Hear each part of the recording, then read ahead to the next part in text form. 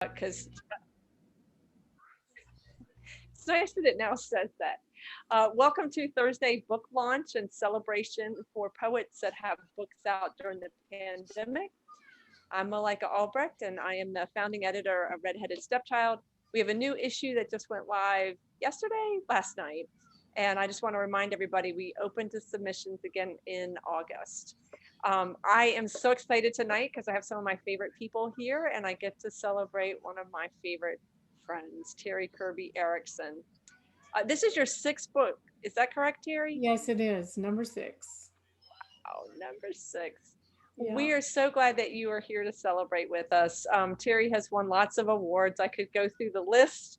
I did make a list. And Terri, I do want also, are you selling books from home? Like, can people get, a signature in the book? Or would you rather them go through Press 53? Well, What's your preference? if you want a signature, go through Press 53 because I'm not selling my own books right now, but they're selling them through Press 53, Amazon, Bookmarks. You can order it Awesome. at any bookstore. So lots of different outlets. Yeah, I've heard of people adding like a little book plate that you can mail, Yeah. and that would be something that people could do too. Oh, that's pretty cool. Yeah, it's a good idea. Maybe we can talk about getting you a design to do Okay. that. Yeah. So I am going to turn it over to Terri, and remember, I will mind the chat section. So if you have questions or if there's a line that really resonates with you, feel free to put it in the chat section. We do have an open mic at the end, and also lots of time to have really laid back conversation with Terri about her process and her inspiration. Um, it's always fun to listen to people talk about their experience of writing and their approach. All right, Terri, love Well, you. let's So see if glad I you're can. here. Thank you. And thank you for having me. Thank you for putting all this together and doing so much for other writers. Um, I'm hoping that my skills with the English language will somehow return because I don't really have to say a lot anymore except for what do you want for dinner and good morning and what's on TV, stuff like that. So, anyway, I thought I would start with a poem on a subject that I'm sure has been exhausted by poets all over the world, roadkill. You know, there have been so many poems about that. So, albino opossum, moon marked, a bloated, bone white marsupial lay still in the road. No more lumbering through the tall grass, snout first, its pale belly dragging the ground like a choir boy's cassock. Solitary, nomadic, and different since birth from its sisters and brothers, this pallid possum stepped alone onto the asphalt, claws clicking, until it keeled over as possums will when frightened, and never got up. There wasn't a mark on it from the metal beast that barreled into its body, only a mound of milky fur, its mouth the pale pink of ballet slippers, bearing all 50 of its sharp little teeth. The next poem is called The Old Barn. So cold you could see your breath in the old barn, and sunlight slips through the narrow spaces between slats. Spiders have looped their sticky webs like makeshift curtains around the dirt smudged windows, and the air smells of cow dung and hay, both scents hoof stamped so deep into the floorboards, nothing short of burning will get them out. But it is peaceful here among the ghosts of livestock past, behind the house with its caved in roof and cramped, mouse infested rooms, for which the word abandoned comes to mind. But nothing says defeat in the barn. It was built to last and it has lasted. Listen, and you will hear the echoes of well fed cattle lowing, the purr of a whiskered barn cat, the footsteps of a farmer's wife, the squeak of her metal pail. The heart of this home was here, and it goes on beating when all else has failed, when the money is gone and the family has long since moved away. The fields may be fallow, the ruts in the road beaten down by cars that pass by rather than turn in. But the barn remains, sturdy as the day it was raised, doors open like a mother's welcoming arms. And there's the barn expert up there in the corner. Do you have water in your barn too right now? Oh no. Um, okay. This next poem is called Free Breakfast. The Spring Hill Suites free breakfast area was filling up fast when a man carrying his disabled young son lowered him into his chair the same way an expert pilot's airplane kisses the runway when it lands. And all the while, the man whispered into his boy's ear, perhaps telling him about the waffle maker that was such a hit with the children gathered around it, or sharing the family's plans for the day as they traveled to wherever they were going. Whatever was said, the boy's face was alight with some anticipated happiness, and the father, soon joined by the mother, seemed intent on providing it. So beautiful they all were, it was hard to concentrate on our eggs and buttered toast, to look away when his parents placed their hands on the little boy's shoulders and smiled at one another as if they were the luckiest people in the room. And by the way, the poems I'm reading are all from my newest book, A Sun Inside My Chest. And this is a gorgeous painting by my uncle Stephen White, who is an amazing artist. And I'm so lucky that he does the paintings for all of my book covers. But of course, I'm his niece. What is he going to say when I ask him? I know, my one and only niece, I will not allow you to use my paintings. So it works out for me. So, anyway, uh, this next poem, Malika, you might like this one. It's called The Knife Sharpener's Chickens. The knife sharpener's chickens scatter like pool balls in his narrow front yard, caught between the sound of sharpening and the revving motors of adolescent boys showing off minimal driving skills. Their days seem to be spent, for the most part, sprinting from tree to tree, squawking and foraging for meals on the run. Though ignorant, we assume, of chicken mortality, knives scraping against whetstones and the whine of tires on the busy road keep the hens in a near constant state of hysteria. Only when the sun goes down does the sound of sharpening cease and the traffic slow long enough for the birds to sleep, at least until first light, when patrons began to pull into the dust-covered driveway, brandishing their dull blades.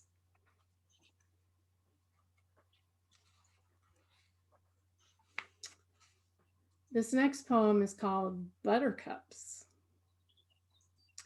Let loose in the pasture, bays, chestnuts, grays, and paints, grays beneath blue skies, their coats shining like copper pots, and scattered around their feet, creeping buttercups, yellow as freshly grated lemon zest, each petal clustered around the center, creating a corolla of color so dazzling they rival the sun's golden light.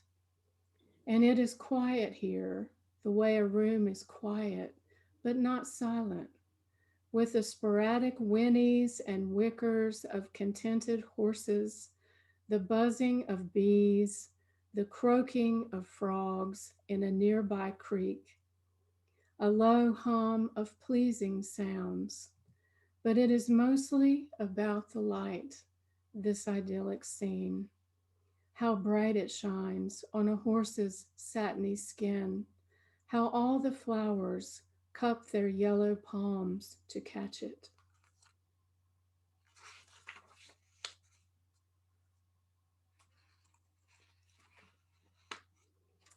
This poem is called The Neighbor's Pears.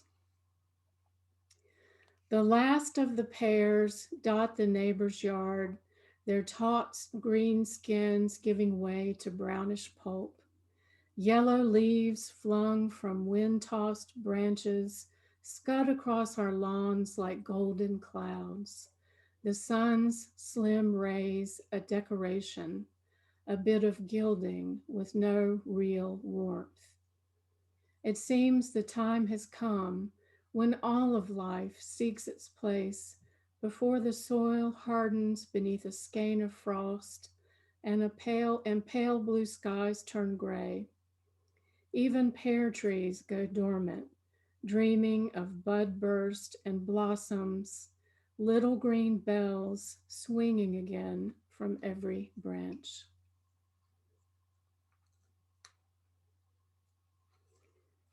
I've got all these nice little markers, all different colors. Usually I print all of my poems in bigger letters. I don't know if you guys do that, but I didn't do that today, so I'm like straining with my book. Anyway, the next poem is called Litchfield Beach. Arcing just beyond the waves, dolphins break the surface of the sea. A lone osprey flies toward its distant nest, a wriggling fish caught fast in its talons, while a vivid image of my father plunges headfirst into the water, his muscular arms churning. Then my grandmother, long departed from this earth, baits her hook, and my little brother, gone at 20, carries his plastic pail and yellow shovel to the shoreline. So many ghosts of people I love on the beach, and with them a mirage of my 6-year-old self, dark hair flecked with sand and salt, and my mother lying on a lounge chair, her face so smooth, only light could find a place to land, never a shadow. Happiness was ordinary back then, so we hardly noticed it was there, nor the sorrow, waiting like a fishhawk to swoop in.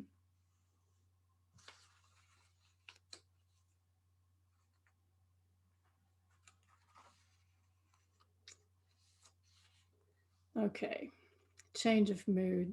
I wrote this poem called Ode to My Vacuum Cleaner because I really love to vacuum. I know that is so weird, but I really enjoy it. I'm not a fan of housework. I do plenty of it, but for some reason, I really love to vacuum. It's just a thing. So I wrote an ode to my vacuum cleaner. First, there is the comforting roar of cleanliness as we glide together across a room, the sound so loud it drowns out the neighbors' barking dogs, the washer's spin cycle, and the machinations of computers and appliances constantly humming like bees hovering over flowers. My ears, in fact, are ringing from the cacophony of dust, dirt, and sock lint, not to mention whatever else might be lurking between the threads of rugs and carpets, being lifted away by you, my darling Hoover. But I forgive you for your exuberance, your penchant for finding loose change and lost objects dropped on the floor, once nearly pulling down a set of blinds by their dangling cord, the plastic piece on the end mangled beyond recognition.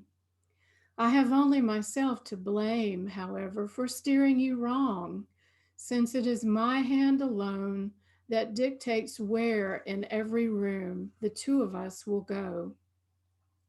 And have I told you today how much I admire the tracks you leave, so all who enter will know for sure that our rugs and carpets are, if not completely clean, at least clean ish? I appreciate as well how you are always ready for yet another whirl around the house, as efficient as you were whatever year it was we brought you home.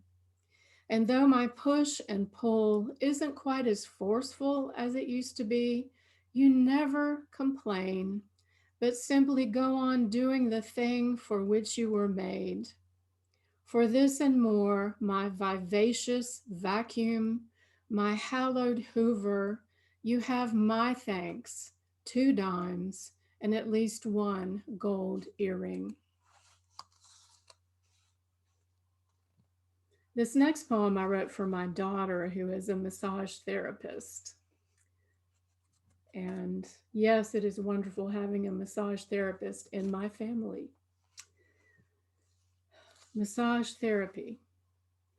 Hour after hour, my daughter labors in low lit rooms to calming sounds of falling rain, flute music, or ocean waves kneading the flesh of strangers. Her hands, coated with fragrant oils, glide over aching muscles, her dark hair framing her face like the folded wings of a black swan, her attention laser focused on a client's latissimus dorsi, trapezius, and rhomboids, labels new to most. But we all know where it hurts, how unkind words, jobs that went to someone else, the loves we have lost, lodge in our lower backs and shoulder blades, our sore necks and tight tendons. And we know how good it feels when tension melts away, the pulse of our pain slowed by someone who moves through this world like a sun, sharing her warmth and her light.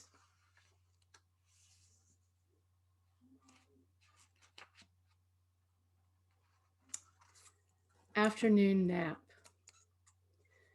At midday, light is a living presence in the room. Warm and yellow, it butters my body like toast as the ceiling fan whirs and a sprinkler in the backyard sprays the tender blades of new grass in rhythmic bursts. My eyelids flutter like twin butterflies until the colorful comforter, the bed and dresser and chairs all disappear, and every dream is sweet. And when I wake, it feels like floating to the surface of a sunlit lake where the water birds wade and the clouds above them race across the sky like sloops. And the last poem I want to read is a new poem published in February by Poets Reading the News.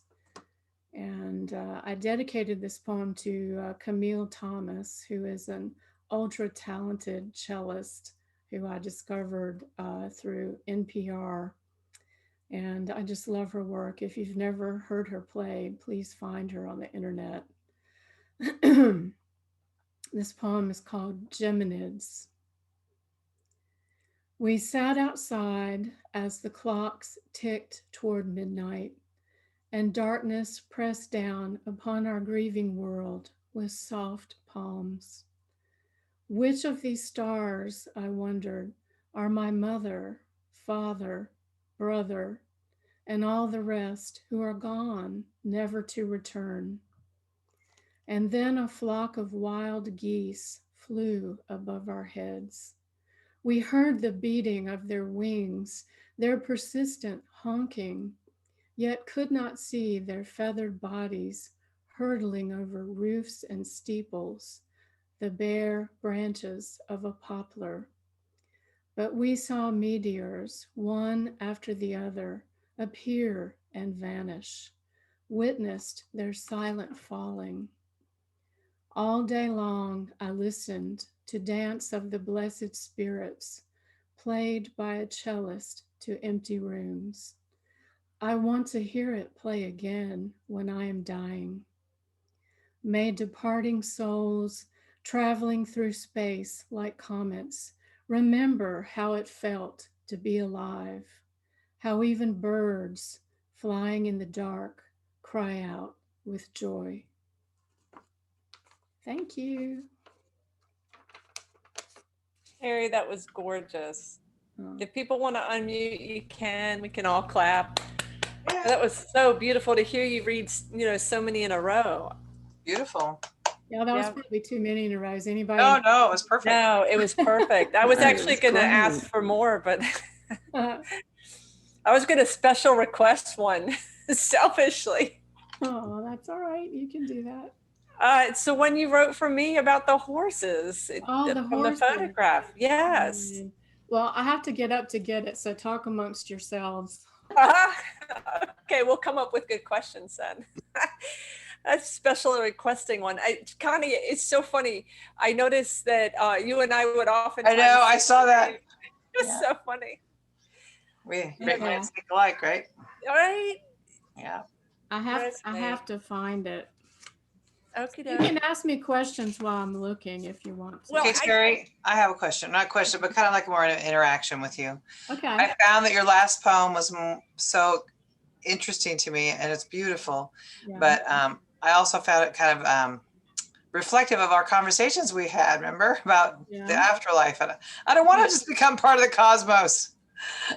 So Terri and I have done a lot of musing about, for my own self, I'm not going to share any of her own personal, but, I obsess about death a lot for a variety of reasons. Why are we here? What does it mean? How do we exist? How do we know that? How do we not know that? It's kind of this spin cycle, but it's good for poetry, maybe not so good for your mental health. Well, I think when you've lost a lot of people you love, which, by this age, many of us have lost parents or siblings and friends, and you can't help but think about, whether you will or won't see them again. And I know it's a really, it's always with night at me. I lay there in bed and I function the day okay, and then suddenly it just hits you like I'll never see them again in my whole life, never.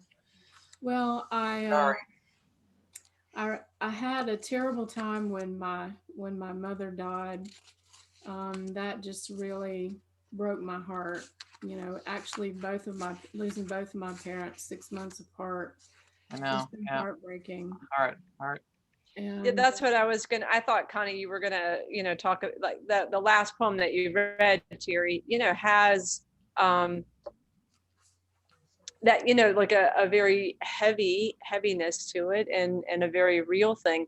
And the lines that, darkness pressed down upon our breathing world and witness their silent falling, are two of the lines that Connie, pointed out and that resonated. Yeah. Well, I can't find that poem, Malika, somewhere in my file. Oh, no worries.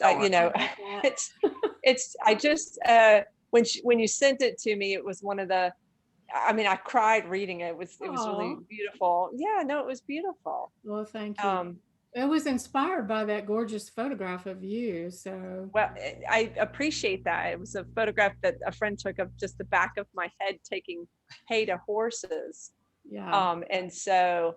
But the poem you wrote about it, it's clearly your own creative imaginings. And so I did want to talk a little bit about process. And I know, since you and I have talked about this, that Terri has a different way of editing that you really, kind of with yourself edit. Mm-hmm. And, for a lot of us poets, we bounce things off other people, but Terri this is an approach that obviously works really well for you. So I was wondering if you could talk a little bit about that. Well, I'm a very solitary poet. I have to experience something or feel something or, just have a personal experience of something before I write, because I don't just sit down every day and go, okay, I'm going to write a poem today. It doesn't work that way for me. No, me either. I have to feel it, because I think and believe if I don't feel it and I write it, no one else is going to feel it either. No, and then it doesn't turn out good. I have to be, even though like when I go through my droughts, usually I'm percolating, but I don't know it. And then if I just wait till it's ready, then I write way better poetry than the discipline every day. Some people do really good with that. It's just not my thing either. No, I can't do it. And if I try to do it, it comes out very Not bad. soft. Same. Yeah. And so, and then I don't belong to critique groups or share my poems with people before I'm done with them. I'll let my husband read it. And he's like an engineer, who doesn't read anything. The angle of your fourth line is incongruent to the fifth. That's exactly right. Or, the comments that help me, that he does make sometimes are like, I don't get it, and that's one thing that I want people to do is to get it. And so if he doesn't get it, then I think about it. Yeah, my husband is a poet too. And oh my God, the tension between us. I'm like, well, I'm sorry you don't get what I'm going for. I get all mad. I'm like, I'm not changing it. And then like 2 days later, I'm like, fine, I take one word out. So we get into it. Yeah, no, Leonard just makes these sort of little comments and, I either take them in or not. Yeah, you can either take it or leave it. Yeah. Yeah, I mean, and so, my editorial process is very solitary. And I usually feel like my feedback is if it gets rejected by a journal or it gets rejected by like 4 journals. And I'm like, Yeah, usually after like the 3rd or 4th, you're like, maybe I need to work at it. Yeah. Yeah. Or I was noticing also, Terri, that you have very unusual similes and metaphors. And right now I was like, oh, I don't need to write it down because I'll remember, but now I don't. But I remember thinking there's a way that you will make a comparison that I find refreshing. It's not the first thing that comes to mind. And now one of them's coming to mind about the lemon zest, as yellow as a freshly grated lemon zest. And that to me was nice because it also brought in a smell and a texture. So I was curious, is that something that comes out first draft, or is that something that comes in editing where you just I'm just curious about that process. Usually that just comes out. I think that I think metaphorically, so it comes easily to me to write in metaphor because that's how I think. Yeah. And I relate to that. Yeah. So I may have done that all my life and just started, utilizing that in my poetry. And it's nice to have that kind of skill when I'm with my husband who's trying to tell me how to do anything on the computer so that I can say, wait a minute, I can write about what's happening here. I actually can't do it, but I can write about how I feel about you trying to tell me how to do it and how ignorant I feel about that. So yeah, we probably should mention right now that, Terri, I think this is the 3rd time I've seen you in a year and a half on a Zoom thing. For a lot of people, not just the logistics of navigating computers, but for eyes and migraines and things like that, a lot of the virtual world is physically dangerous and difficult to do. So I'm glad that you were willing to let us celebrate your book with you today. Well, thank you very much. And I appreciate it so much. It's nice to see all your lovely faces. And poor Terri, she calls me. I always feel so bad because I want to talk to her, and you know how crazy my life is. And so once in a while we get together and talk. Get a chance. That's right. Yeah, it is hard to line that up. Yeah, exactly. Especially with you guys, is because you're 3 hours back, so it's different. Yeah, I'm in California. And you're surrounded by children, and I remember my God, what that was like when my daughter was little, because whenever I got on the phone was the time she needed me the most. Always. That's the minute. It's like the minute that you have to go to the bathroom. Yeah, if you go to the bathroom, they do. And you hear the crashes and all that stuff while you're on the phone, right? I remember those days. Yeah. Like you can't really talk. So Sometimes, well, Jake was supposed to be with his mom, but that didn't work out. So now I was begging my husband, just if you just have it for 20 minutes, I'll make it worth your while. Please. I'll make it worth your while. Oh, that's awesome. Do other people have questions for Terri about this collection in particular, or about her? Right? Yes, jump in, Reed.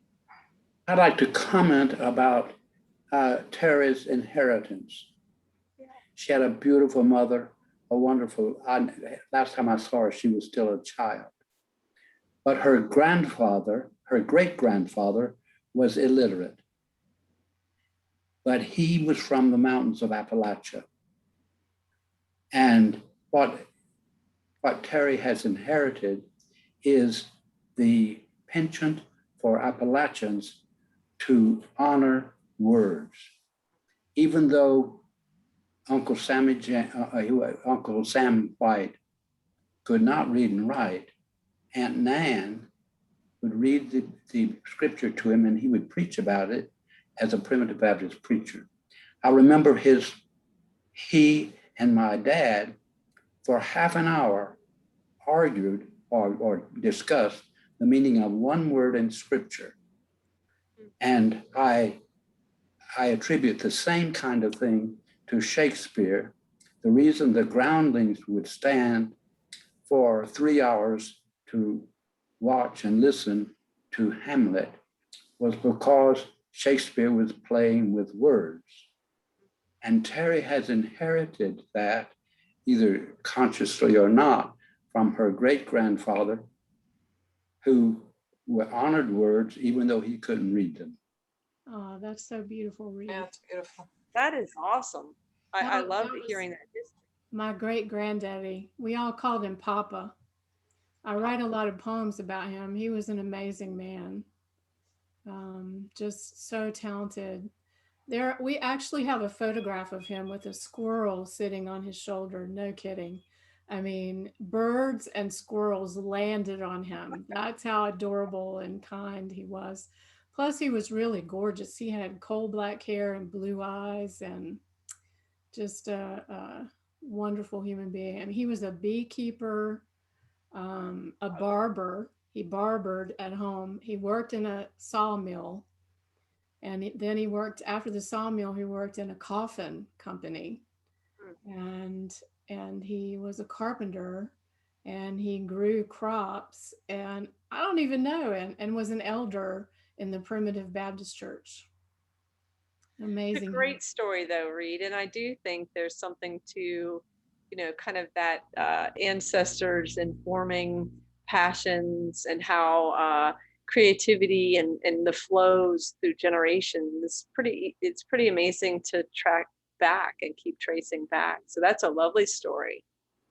And I think also, I don't know why this made me think of this, Reed, but a lot of people, I think, don't realize how funny Terri is. And so I love that you read some of your poems that have humor. And of course, I also have a vacuum relationship. I love vacuuming. There's something really great about that. I even have a vacuum for my horses where you can vacuum their furs. I've wanted that forever. Oh, man. Yeah. Well, I just finished my 4th book of limericks. So this one, I had to balance the ones with Trump with first 100 days of Biden. So that's coming out in a couple of weeks. Oh, that's awesome. Perhaps when we come to open mic, Reed, you'll consider reading something? I'd love to. Yay, fabulous. Any other questions for Terri? I'm so sad you couldn't find that poem. I know, I'm so sorry. I mean, I have them all in a big stack, and I renovated it just a little bit. So yeah, I have it sitting out, but it's in another room, and so obviously I'm not going to go get it. Well, if we have no more questions, we can move on to open mic, and we can, if people would like to sign up, just send me something via the chat, or just jump in. We can just kind of round robin since it's a smaller group, and we can be real relaxed about it. And Terri, thank you again. That was I like that you balanced your reading. I think consciously you really spent a lot of time on deciding what to read, and I really appreciate that.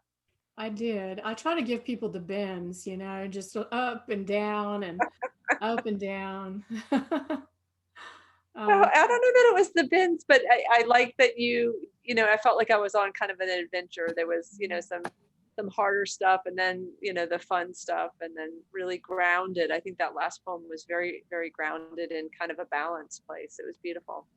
Well, So thank you. life is like that. We have joys and sorrows and both in our lives. So True story. Yeah.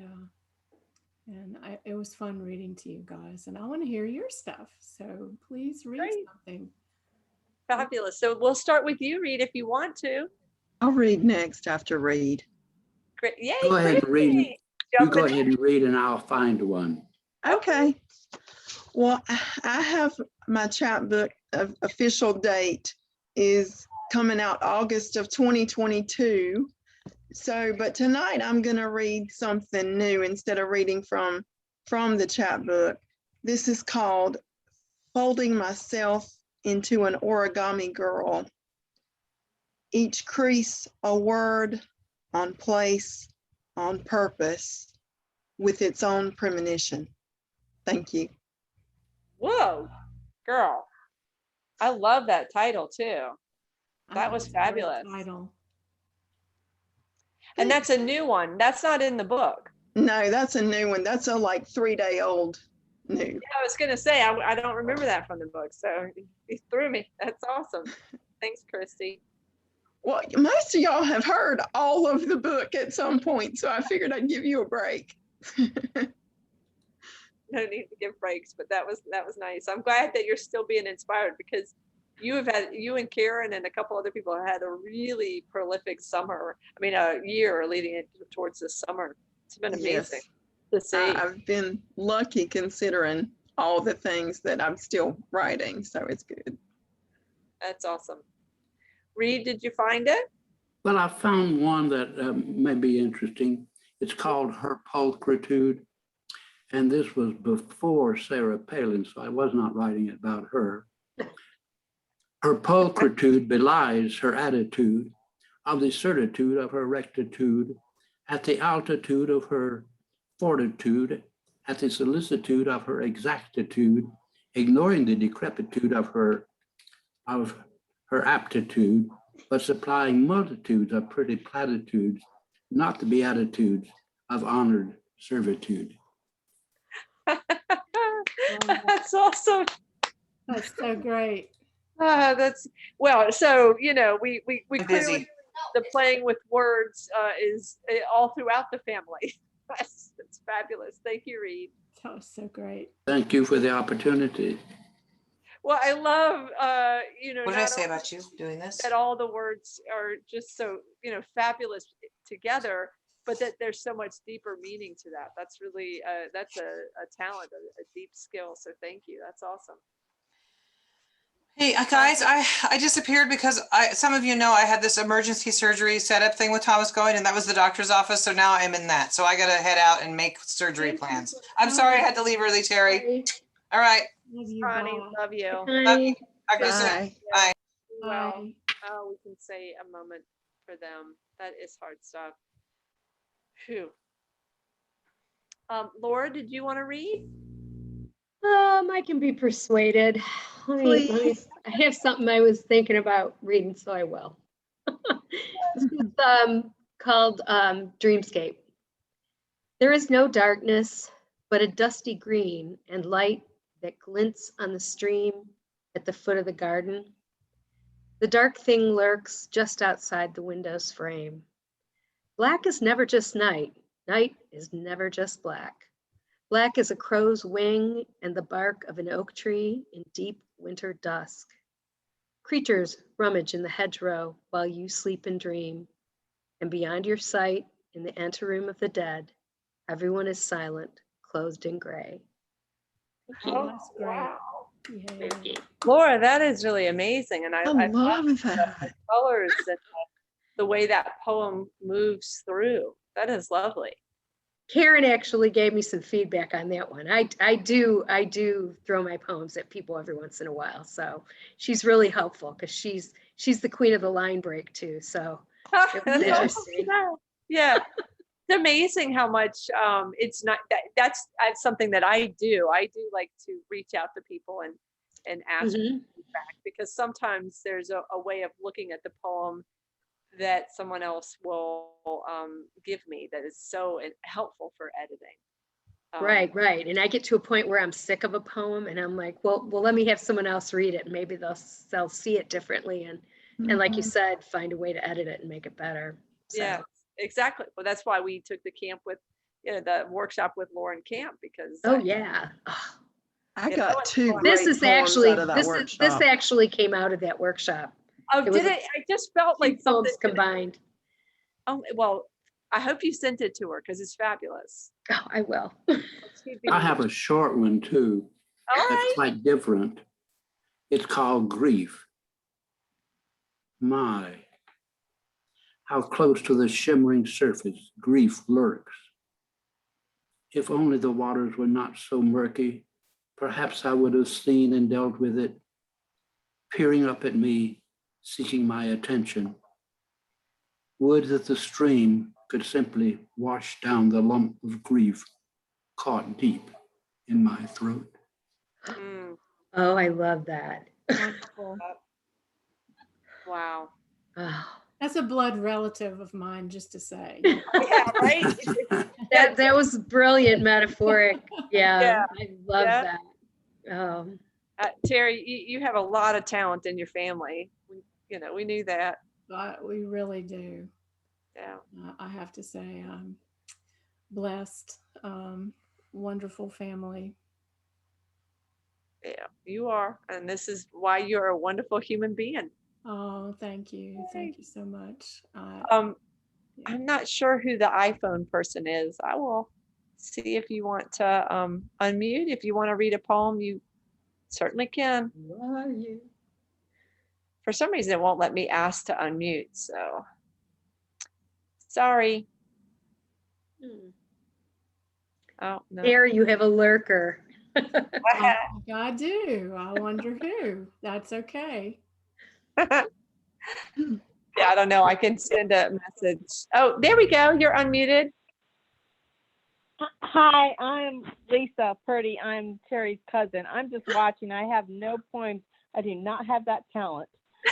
Okay, so Lisa, that's not yours, but we know you have a talent. I'm just curious which one it is.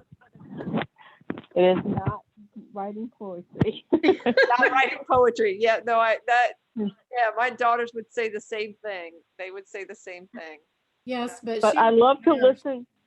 All of you are wonderful. I love listening to all of this. Oh, that's fabulous. I'm so glad you're here. And what a great family that, they come out and support you. That's awesome, Terri. Well, she is a nurse, I have to say, and she takes care of other people, and yeah, then we are sending all kinds of love to you, Lisa. Who's in Tucson? Absolutely. Is someone there from Tucson? I don't think so. I thought I heard someone say from Tucson. I live in Tucson now. Oh, That's that's awesome. My daughter's actually visiting Arizona for the first time Saturday morning she leaves. Nice. Yeah. Lisa is on my father's side of the family, and Reed is on my mother's side of the family. So I've got both sides represented. Yeah, great. That's awesome. Well, I'm tempted to try to find the poem of yours, Terri. You should do it. I found it. Do you want me to read it? Yes, I do. Please. Okay. Please. And this is a poem that I wrote for my wonderful friend who I love so much, Malika. It's called Photograph of a Friend. On a gray, cloud-covered morning, my friend, wearing heavy boots, pulls a cart packed with hay. Her path is strewn with twigs and scuffed by the heels and wheels of many such journeys from barn to field that she, more than any other, has made. Her copper hair is as vivid as molten lava set against a backdrop of mist rising from a fenced-in pasture. There, a single horse, half hidden by a bare-limbed tree, nuzzles the damp ground. Its glossy coat is the color of wood and bark, its russet tail touching tips of short grass. It won't be long before my friend is near enough to greet this horse and all the others now absent from our view.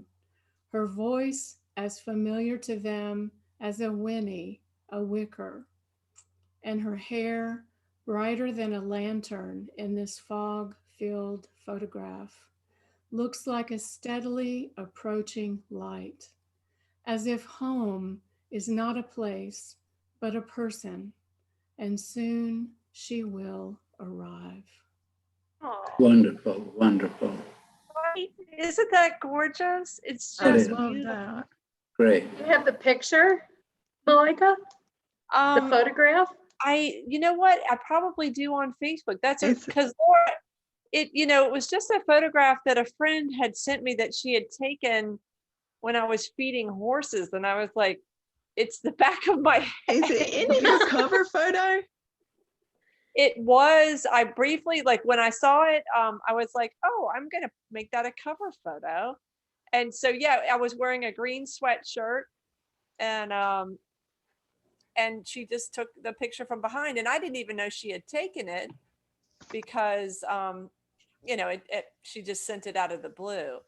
And I guess that's probably how you saw it, Terri, right? It is, and I thought it was like the greatest photograph and should be made into wallpaper, made into postcards. I don't know what, I mean, it was just amazing.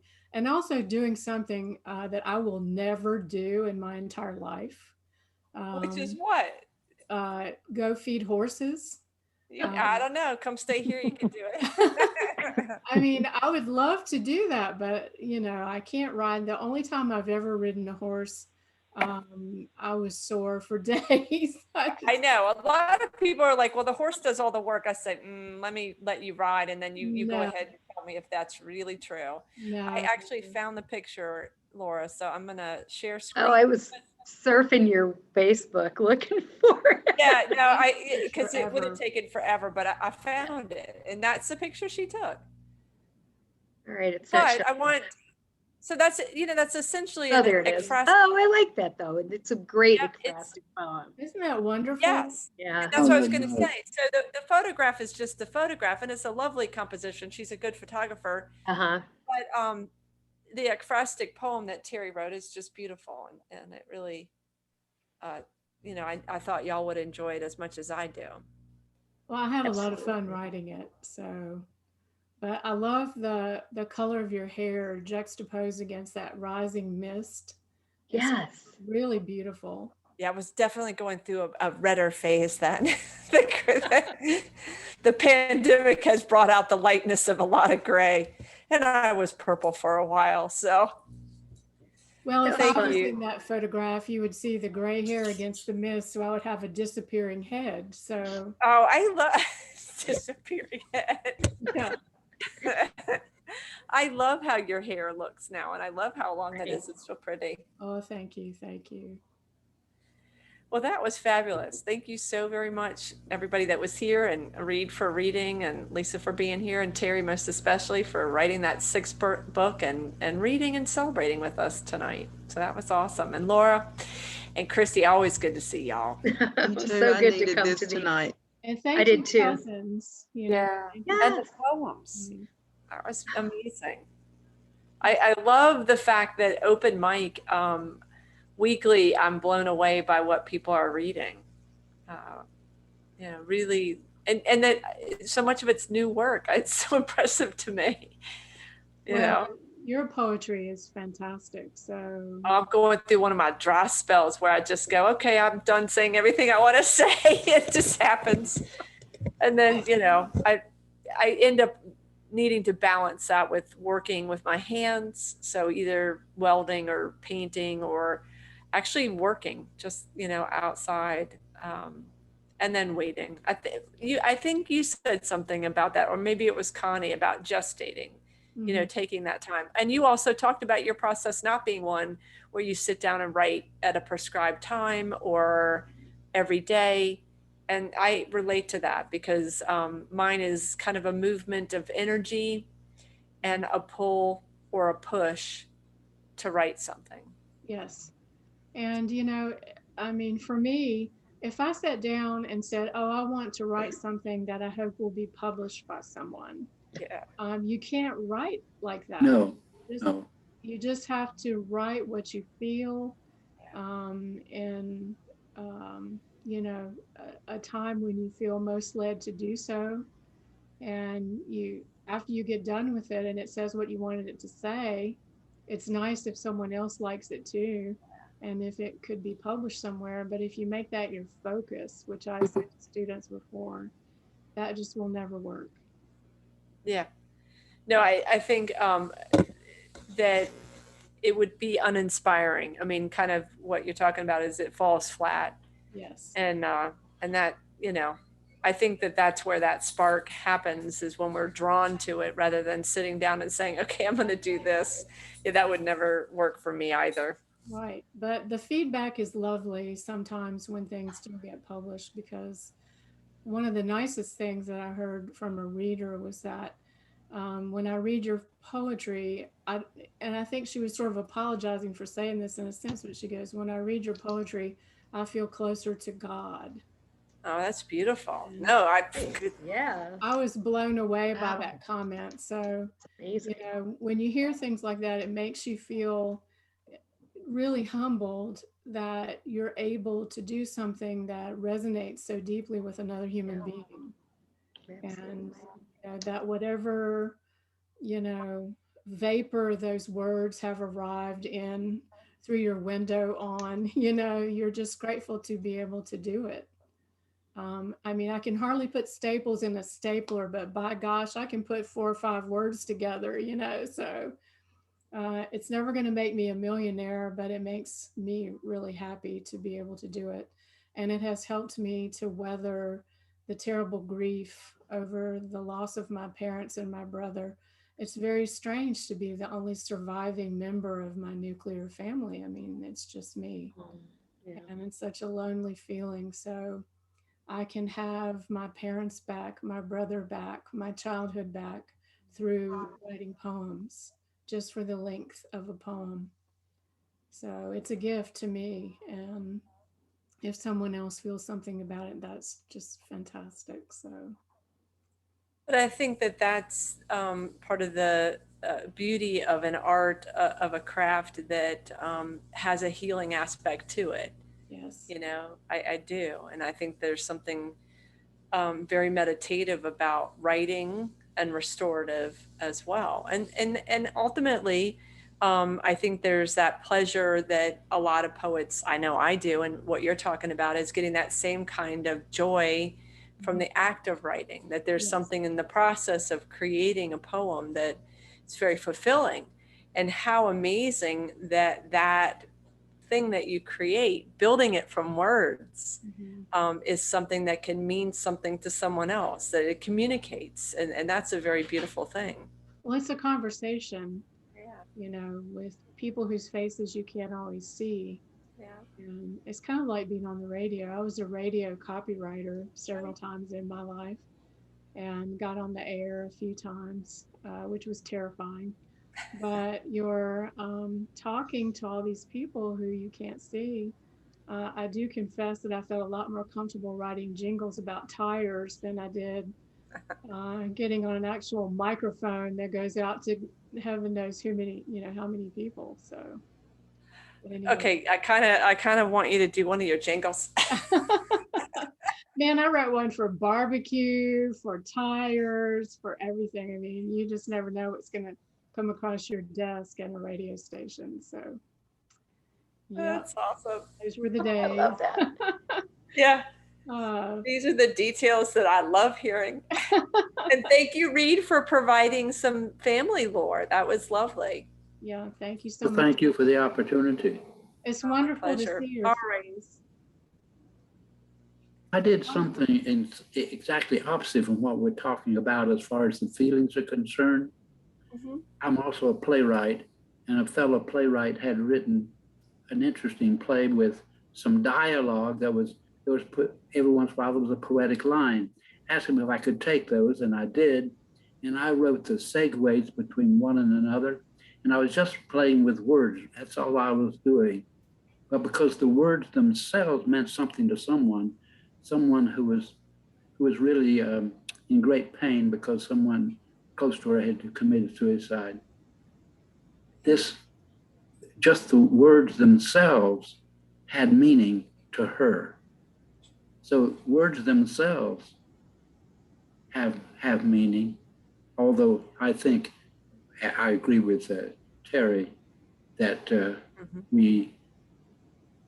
we write the poetry from our feelings, our imaginations, etc. That's right. Yeah. Correct. Yeah, that's very true as well. That's awesome. Well, thank you so much, Malika. Well, this has been fabulous. My pleasure. Be well, everybody. Yes. See you next week. Everyone, thank you, Terri. Thank you. Thank Bye. you. Bye-bye. Bye, Terry's family. Bye, Terry. Love you. Thanks, Terri. Thanks, Terri.